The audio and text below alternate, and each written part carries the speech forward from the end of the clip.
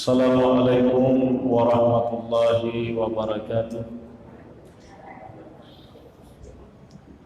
Alhamdulillahilladzi hadana lihadza wa ma kunna linahtadiya laula an hadana Allah. Wassalatu wassalamu ala nabiyyil karim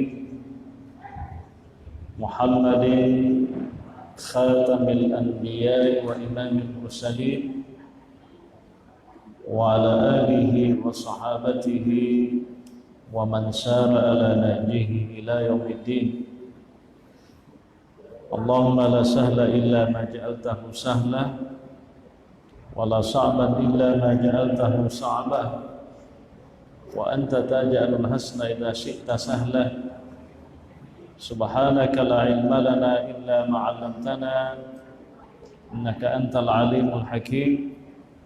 Wala haula wala quwwata illa billahil aliyyil azim.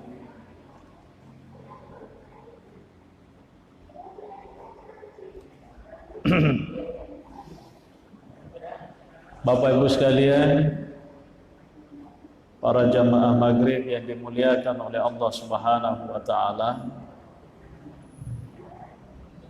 Alhamdulillah, pada kesempatan yang berbahagia ini kembali kita melanjutkan pengajian kita, yakni pengajian akhlak, dan insyaallah materi kita pada malam ini adalah materi yang terkait dengan bagaimana mengobati jiwa yang sedang sakit. Ya. Jadi ternyata di dalam banyak referensi disebutkan bahwa bukan hanya fisik yang sakit, tapi terkadang jiwa juga sakit. Kalau fisik yang sakit, alhamdulillah, ya untuk sementara ini obatnya banyak sekali. Ya, bisa langsung periksa di dokter, ya diidentifikasi penyakitnya apa, dikasih obat, insya Allah sembuh. Tapi kalau jiwanya orang sakit, kalau mau minum obat itu tidak mempan, karena jiwa yang sakit harus juga obatnya yang diminum. Ya, likulli da'in dawa, setiap penyakit itu ada obatnya. Kalau fisik kita yang sakit, ya obat fisik yang kita makan. Tapi kalau rohani kita yang sakit, jiwa kita yang sakit, ya hati kita yang sakit, maka juga harus diobati dengan ya obatnya sendiri. Nah, di dalam kitab ini guru kita menjelaskan, wa bil haqiqati anna amran nafsi wa ilajaha usrun la yumkinu bimarratin wahidatin bal bitakrari marratan ba'da ukhra. Ya, sesungguhnya persoalan jiwa dan bagaimana cara mengobati jiwa itu merupakan perkara yang sangat sulit. Ya. Jadi memang di awal penjelasan ini dijelaskan oleh guru kita bahwa persoalan jiwa yang sakit itu untuk mengobatinya bukan perkara mudah, tapi memang susah. Ya, la yumkinu bimarratin wahidah. Jadi tidak mungkin penyakit hati itu bisa diobati sekaligus. maka data cica mi bawa dimurai masauni aja nih ndak bal bil takrari, tapi harus berulang-ulang. Ya, harus berulang-ulang. Marratan ba'da ukhra. Ya. Jadi selalu berulang-ulang. Ya.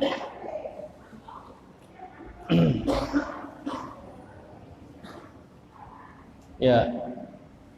Jadi penyakit jiwa itu kalau mau diobati memang agak sulit, karena tidak mungkin bisa diobati sekaligus langsung sembuh, tapi harus ada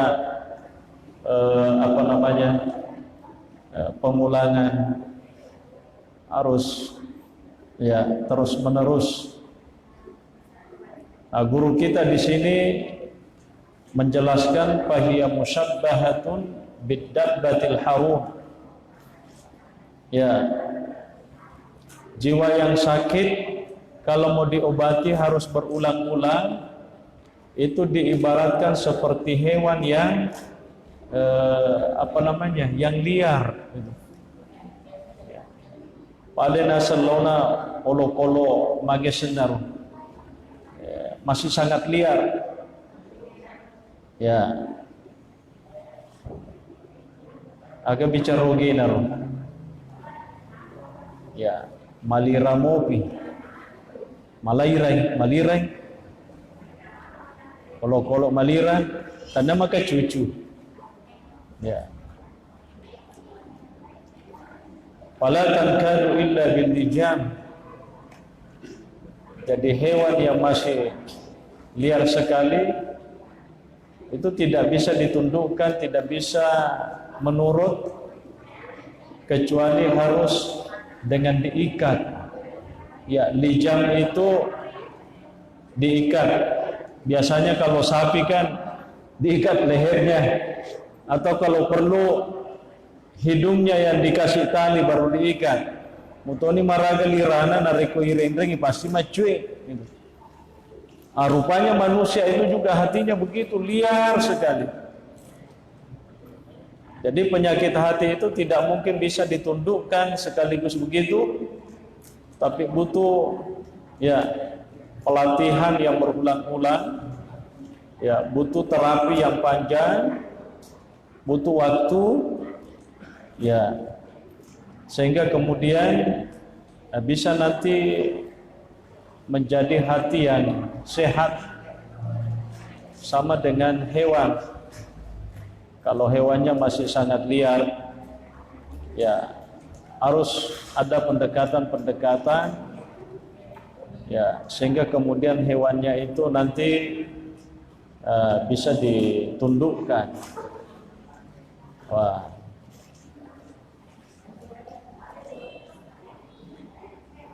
Bagaimana caranya? Ya, menundukkan jiwa yang liar itu, jiwa yang sakit itu. Ya, bagaimana mengobati jiwa yang sakit, jiwa yang tidak tenang? Ya, guru kita menjelaskan di sini, wa innama tankadu bi thalathati asya. Jiwa yang sakit itu bisa ditundukkan, bisa disembuhkan, sama dengan hewan yang liar itu bisa ditundukkan itu dengan 3 cara. Ya. Ahadiha man usahawatiha. Ya, mencegah syahwatnya. Bagaimana cara mencegah syahwatnya? Fa inna dabbatal haruna innama talinu idza naqasa ilfuha. Ya. Karena hewan yang liar itu bisa menjadi lembut, ya, bisa patuh, menurut, ya, jikalau makanannya itu dikurangi. Ya, makanannya dikurangi. Jadi ternyata guru kita di sini sebenarnya ingin menjelaskan bahwa hati yang sakit itu kalau ingin diobati, coba dikurangi sedikit makanannya. Ya Pak po janji yang drena malas silada itu. Dan coba nak kodena magalo madodongan drena. Ya artinya dia tidak akan liar begitu. Jadi syahwatnya ya sama dengan hewan yang liar itu bisa ditundukkan, bahkan bisa diperintah bila mana pertama makanannya itu tidak terlalu banyak ya.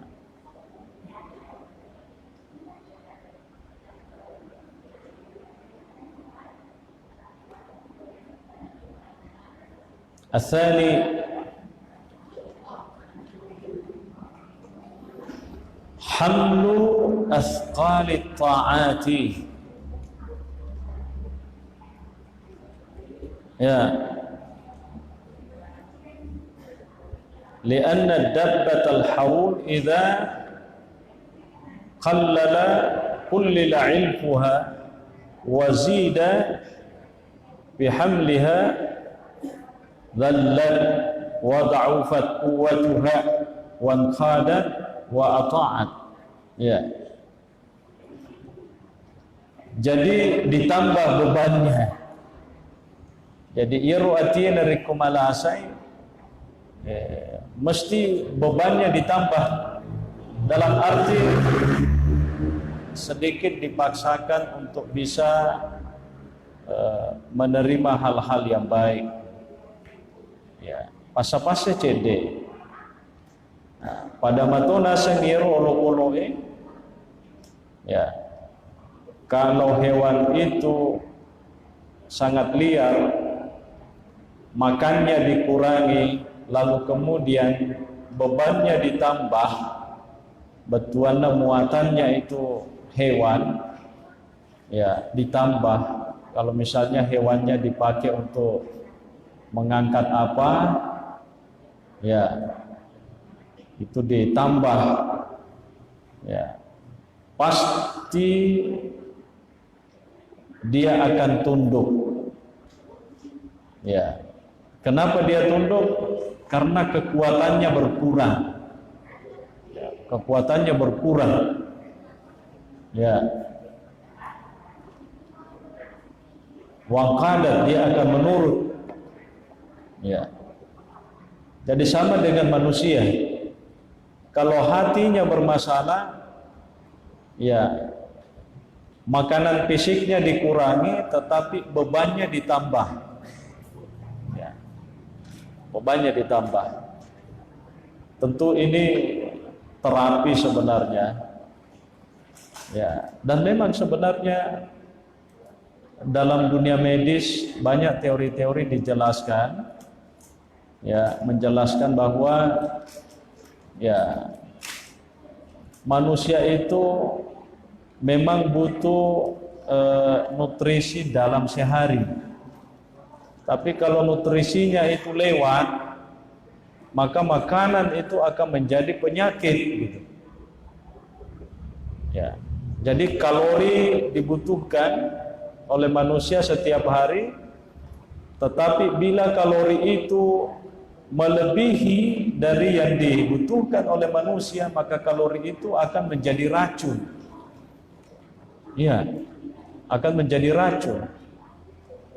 Ya, begitu. Jadi makanan kalau kelewatan juga, ya bisa menjadi penyakit. Taikode to manre malasatoki, sistem megatosi malasatoki. Ya, makanya Nabi itu sebenarnya dalam teori hadisnya luar biasa. Ya, sepertiga untuk makan, sepertiga minum, dan sepertiga untuk napas begitu. Saya kira itu teori hadisnya Nabi luar biasa ya. Ya. Itu dia. Ats-tsalitsu an tasta'ina 'alaiha billahi azza wa jalla wa tatadarra'a ilaihi an yu'inaka 'alaiha.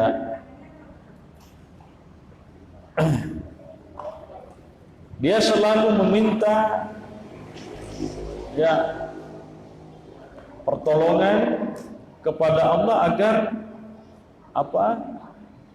hatinya itu bisa ditundukkan. Ya. Jadi banyak berdoa kepada Allah untuk senantiasa diberikan petunjuk. Ya. Makanya kan ada doa biasa kita baca, Allahumma ya muqallibal qulub, ya kan?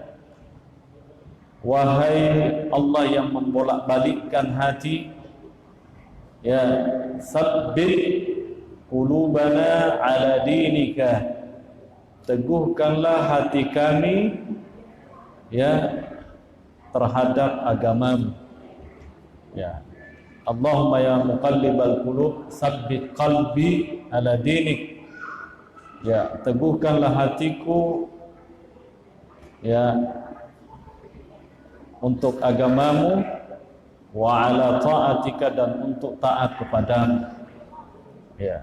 Karena memang hati itu ya selalu ya apa istilahnya itu? Selalu berbolak-balik begitu. Ya. Ya, biasa yang kalimat kai tak balik siatinah. Ya, ternyata kan dia bisa berubah sama dengan iman. Iman itu kadang nambah, kadang turun. Ya, yazidu wa yanqus. Iman itu kadang naik, kadang turun. Ya. Kadang bertambah, kadang berkurang. Ya. Jadi memang kita diajarkan untuk juga senantiasa selalu meminta petunjuk kepada Allah agar hati kita itu senantiasa tunduk, setunduk-tunduknya gitu. Ya. Jadi jiwa-jiwa yang sakit itu ya bisa diterapi dengan banyak berdoa kepada Allah Subhanahu wa taala. Ya. Umar bin Khattab radhiyallahu anhu itu termasuk orang yang sangat keras. Ya. Karakter sahabat yang sedikit agak keras itu adalah Umar bin Khattab. Ya, sampai-sampai Umar bin Khattab itu saking kerasnya ketika diangkat menjadi khalifah ya menggantikan Abu Bakar radhiyallahu anhu, salah satu doanya yang pertama dipanjatkan itu adalah ya Allahumma inni ghalidhul qalbi, ya Allah aku ini adalah pemilik hati yang sangat keras. Ya, yana sangatiku matedek ladai, tembe. Maksudnya perangainya keras begitu. Malah ini maka mohon ya Allah lembutkanlah sedikit. Ya. Sebab nak kita orang ini jama maparenta na lewa sekana. Madrasah itu ani tu diparentai. Jadi maka dia Allahumma inni ghalidhul qalbi falayini, ya Allah, ya sungguhnya hatiku begitu keras, maka mohon ya Allah lembutkanlah. Aku masakallah ada bahaya. Rasa-rasai anuinatar. Makanya dia minta doa seperti.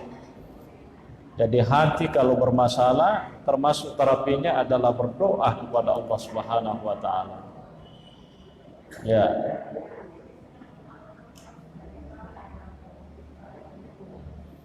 Wa qala Sahl bin Abdullah ma ubidallahu bi syai'in mithla mukhalafati nafsi. Jadi ada seorang ulama mengatakan, yang dari itu Sahal bin Abdullah, tidaklah Allah itu disembah dengan sesuatu yang menyerupai dengan tidak menuruti hawa nafsu. Betuana orang yang menyembah Allah dengan tidak menuruti hawa nafsunya, itu adalah sesuatu yang sangat berarti begitu. Iya, sangat berarti.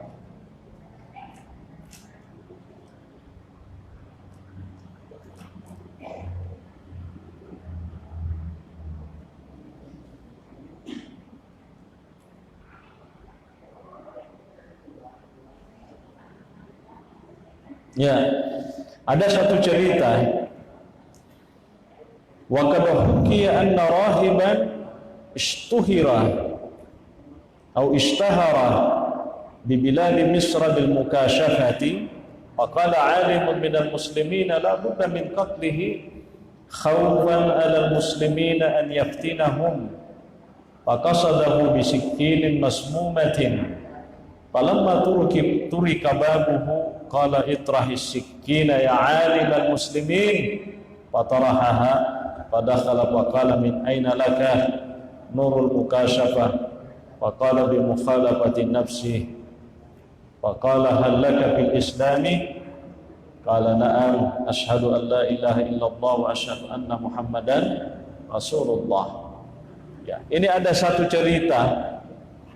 Jadi ada seorang rahib itu ya artinya seorang tokoh agama non muslim, ya itu sangat terkenal, masyhur, ya bibilad di Misra, ya di Mesir, ya dia itu memiliki apa yang disebut dengan mukasyafah. Ya senge mukasyafah itu mata batinnya sudah bisa melihat. Ya. Tidak ada lagi hijab, tidak ada lagi penghalang. Mungkin matanya orang tidak bisa melihat, tapi mata batinnya dia bisa lihat dan dia tahu. Ya. Jadi basiranya, ada kan basar. Basar itu mata kepala. Basira itu mata hati. Jadi ada orang bisa melihat sesuatu yang jauh dengan mata hatinya. Nah ini tokoh non muslim ini, ya dia diberikan mukasyafah, memiliki mukasyafah.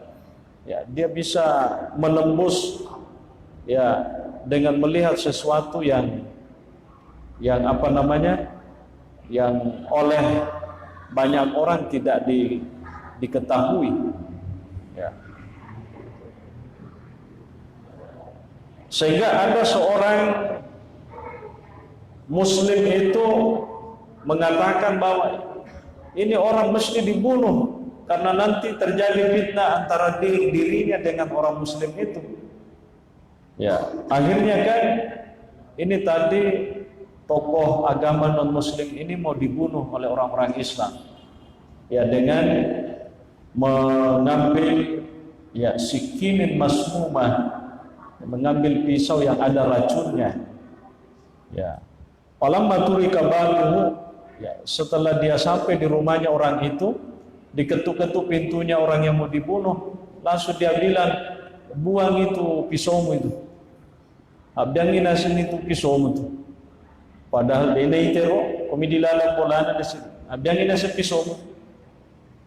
Ya, fataraha fadakhala faqala, lalu orang Islam itu masuk ke dalam rumahnya, dia bertanya kepadanya, bagaimana mungkin kamu tahu kalau ada pisau yang dibawa? Aku ceritanya nulim miseng, kenapa bisa tahu yang begitu-begitu?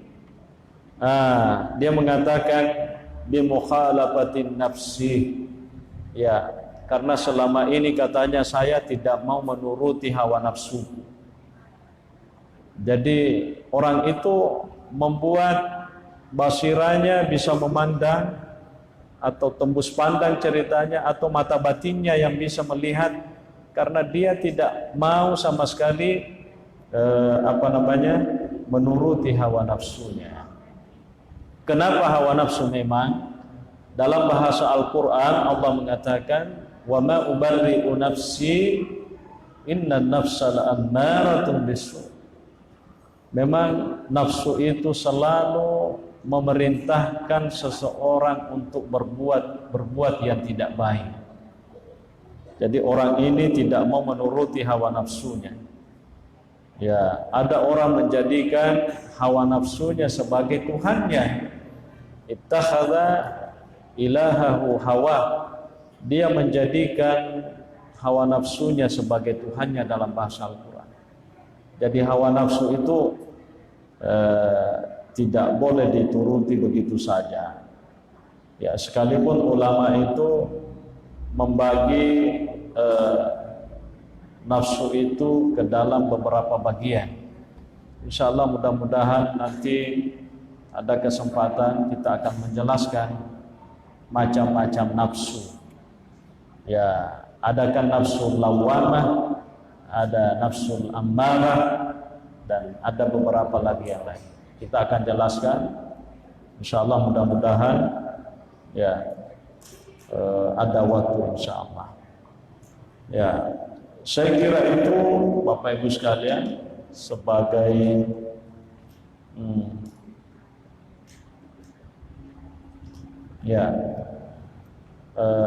pengantar pengajian kita pada malam ini. Ya, insya Allah masih ada waktu lumayan, kurang lebih 20 menit dari sekarang. Siapa tahu ada yang ingin berkomentar, dipersilahkan.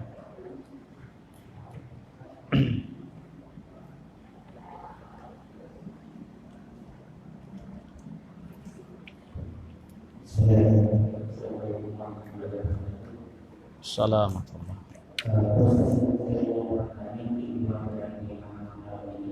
Tetapi itu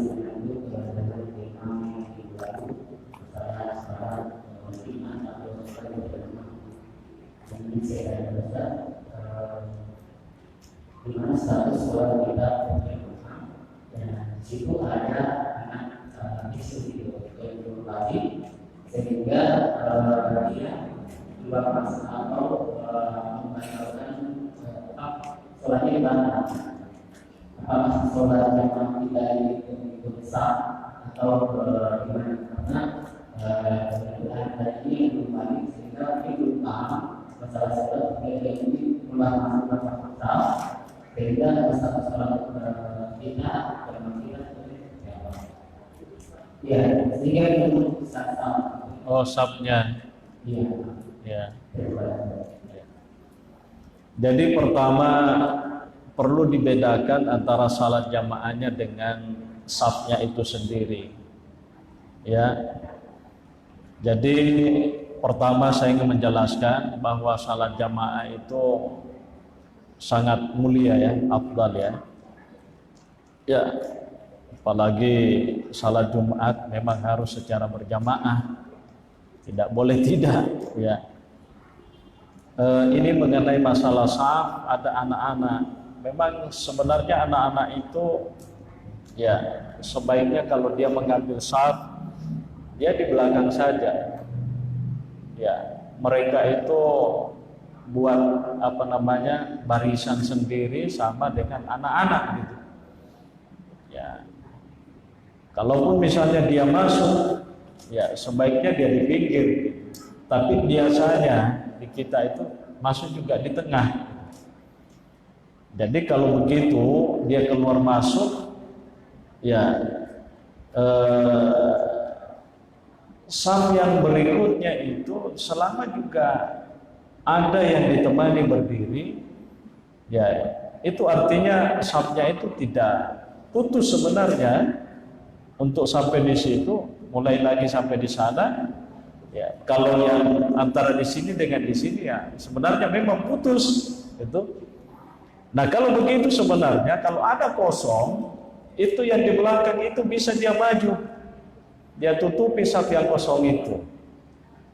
Ya, misalnya begini, ini satu saf, ada anak kecil di sini, dia kan keluar masuk. Ya kalau begitu antara di sini dengan di sini putus safnya memang, karena dia keluar kan. Ya. Lalu kemudian kalau mau disambung, ya sebaiknya di belakang itu yang berdiri, kalau dia sudah balik, dia maju ke depan situ, dia tutupi itu. Ya. Pada intinya salatnya tidak batal. Maksudnya bukan anak kecil itu, yang kita-kitanya itu insya Allah tidak batal di salatnya. Ya, karena memang ya yang namanya saf itu kan memang harus ya pertama lurus, kemudian yang kedua memang rapat gitu. Jadi begitu penjelasannya.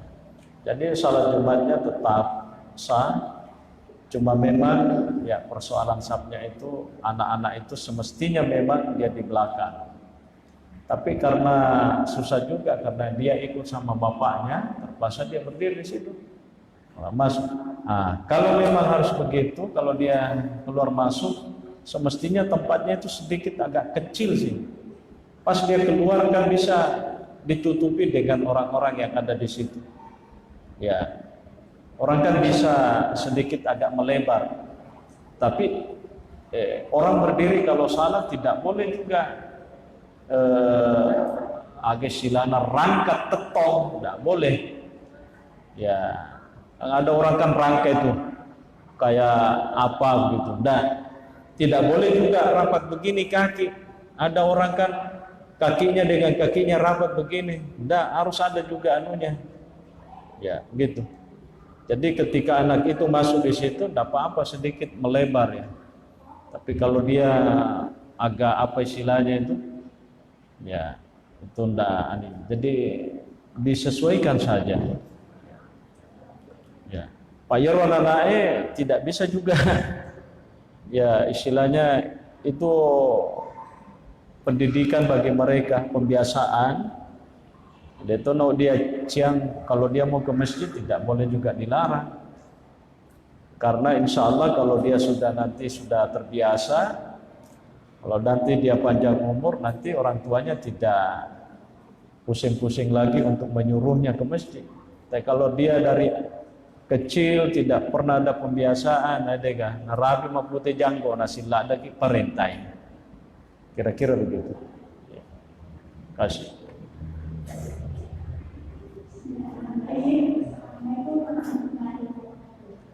Salam.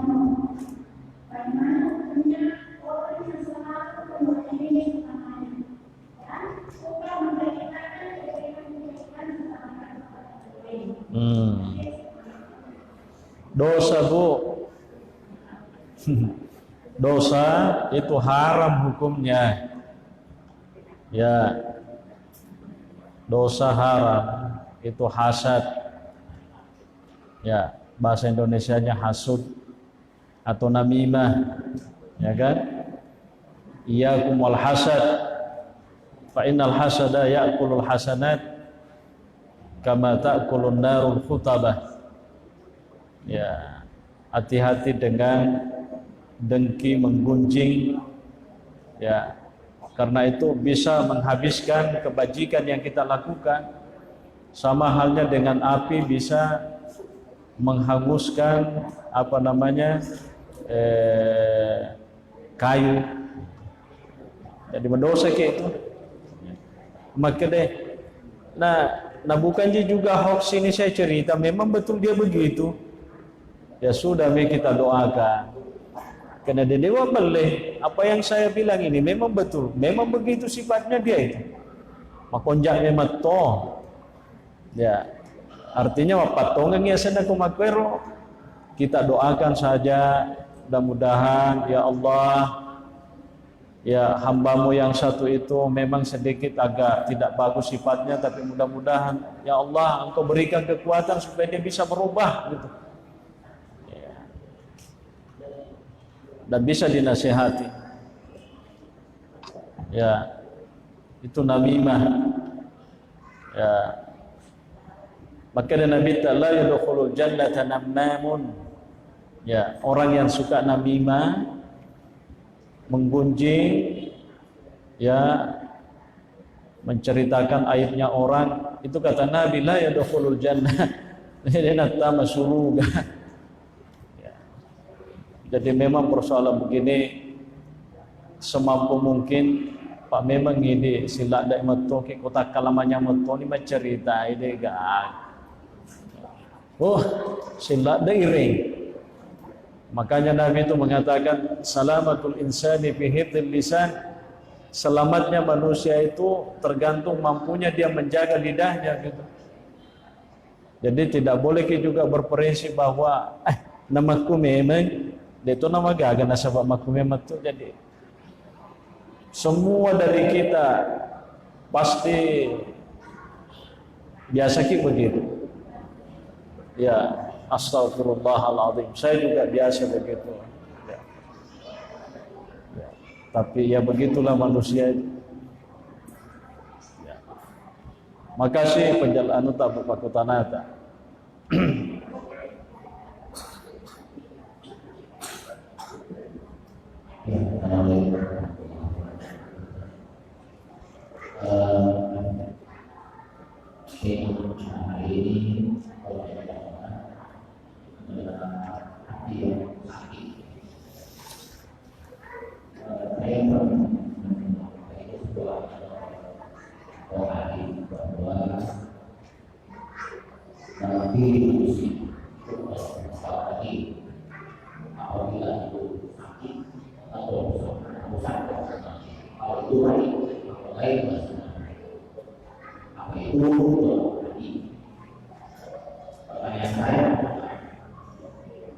Di mana ada di dalam tubuh.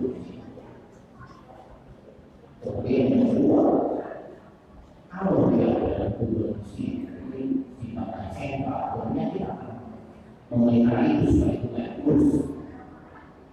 Apakah ada petunjuk dalam Al-Quran, hadis, bagaimana memelihara itu supaya itu tidak yang mungkin dia akan langsung dewasa oleh Iya. Ya. Ini pertanyaannya sedikit agak apa ya? Karena dia bertanya tentang hati. Jadi saya ingin menjelaskan pertama bahwa hati itu bukan hati dalam bahasa Indonesia makanya Athena, bukan itu. Ya. Tetapi kata ulama, sebagian ulama mengatakan hati itu adalah ya nurani gitu. Ya alamun nuraniyun. Ya. Kalau kita baca bukunya Imam siapa? Abu Talib Al-Makki, ya, seorang ulama tasawuf, ya, dia menulis buku dinamainya dengan Qautul Qulub, ya, Andrena Atih, ya, beliau itu menjelaskan bahwa hati itu adalah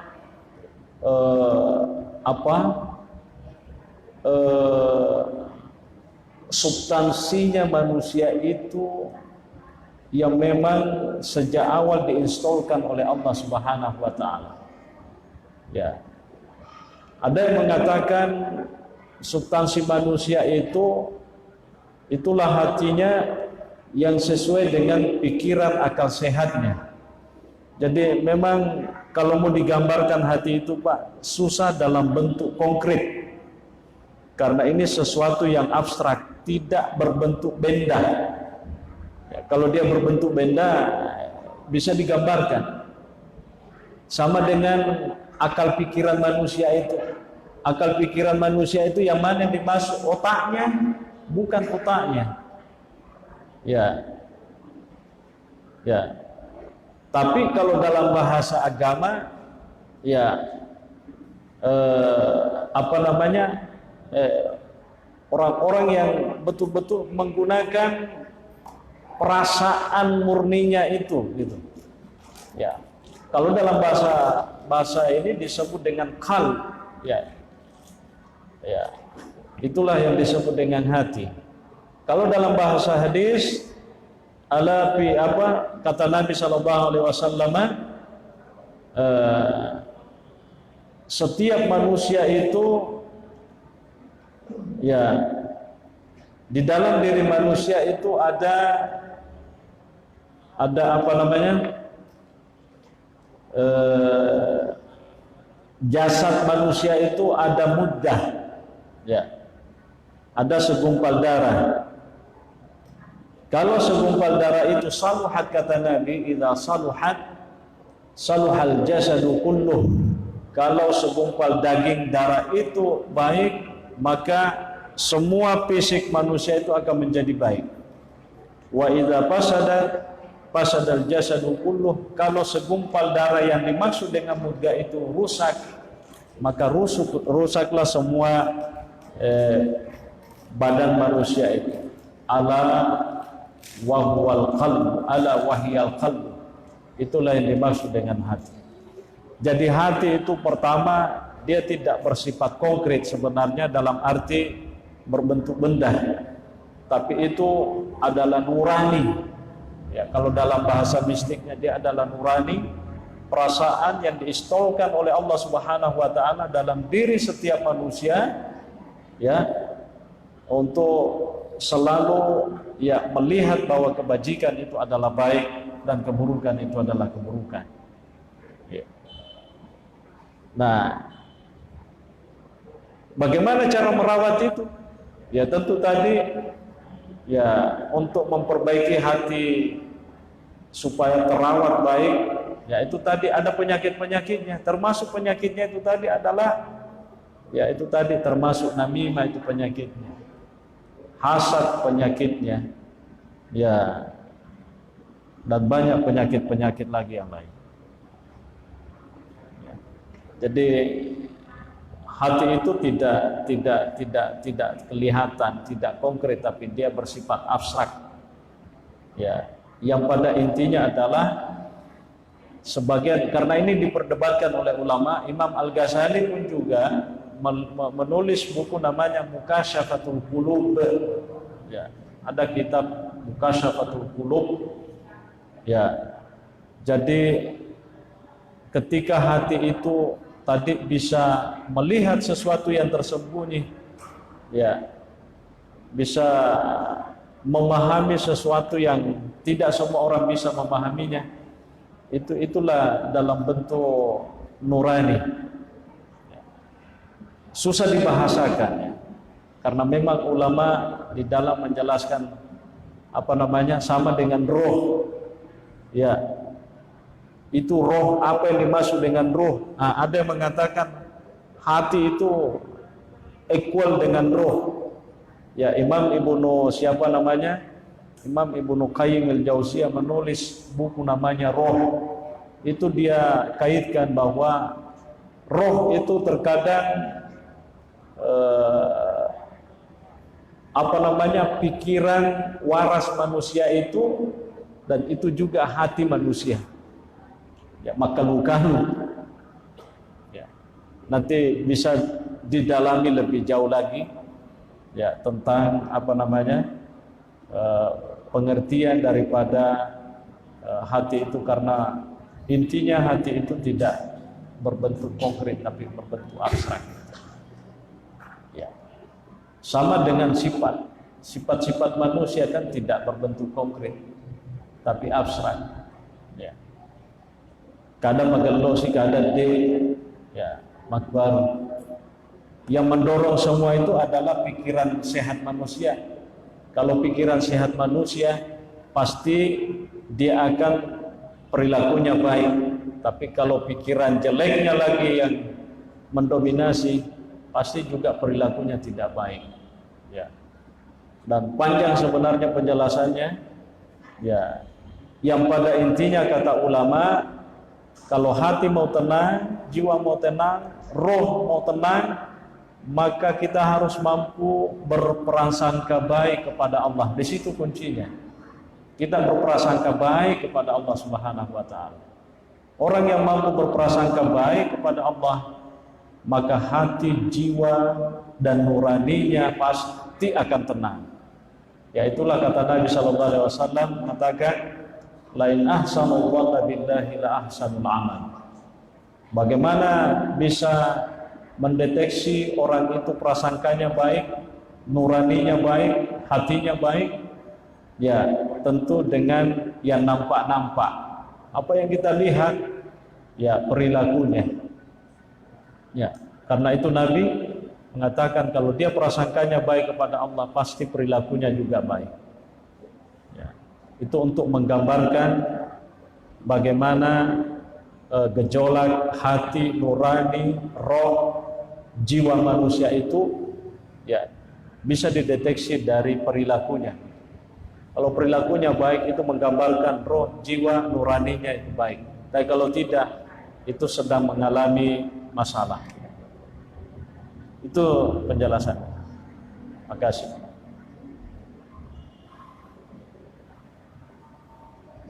Masih ada waktu sedikit.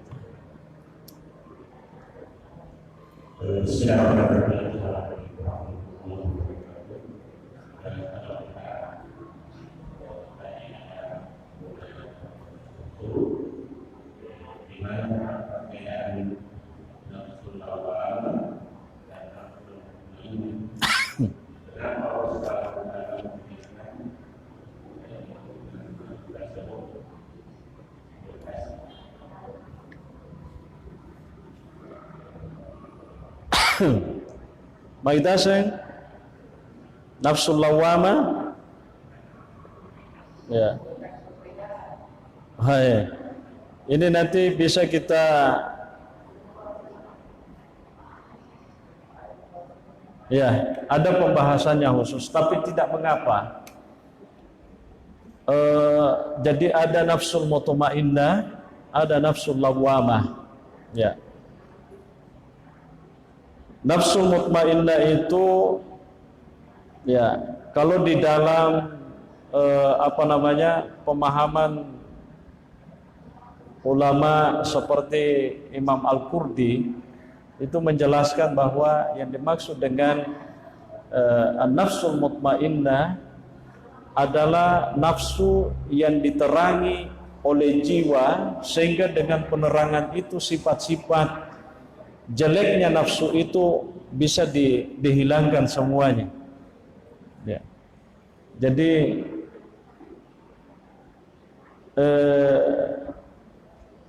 nafsu mutmainnah, jiwa yang tenang itu adalah jiwa yang mendapatkan pancaran nur, ya, pancaran atau nur, dan dengan cahaya itu, pancaran cahaya itu, sehingga sifat-sifat yang tidak baik itu bisa bisa dihilangkan, maka dia akan menjadi nafsu mutmainnah. Itu definisinya menurut Imam Al-Qurdi. Ya, tapi kalau nafsu lawamah itu adalah nafsu atau jiwa yang mendapatkan pancaran nur, tetapi dengan nur itu dia tidak mampu menghilangkan bintik-bintik az-zalimah yang tidak baik itu, sehingga namanya disebut dengan nafsu lawamah. Ya, kebalikannya dengan nafsu mutmainnah. Ya, itu saya kira penjelasannya di situ. Tapi insya Allah mudah-mudahan nanti ada waktu kita akan jelaskan lebih lanjut. Ya, karena ini persoalan nafsu, ya, persoalan abstrak. Ya, oleh para ulama sendiri itu diperselisihkan. Ada juga mengatakan yamatu nafsu, yamatu akal, yamatu roh. Tapi ada juga yang membedakan. Ya, itu karena persoalan begini adalah persoalan yang istilahnya sifatnya tidak dalam bentuk benda, sehingga ya seperti itulah pandangan-pandangan para ulama itu. Ya, saya kira itu pengajian kita, Bapak Ibu sekalian. Ya, mudah-mudahan ada manfaatnya, dan insya Allah kalau panjang umur nanti kita lanjutkan lagi. Al-Fatihah.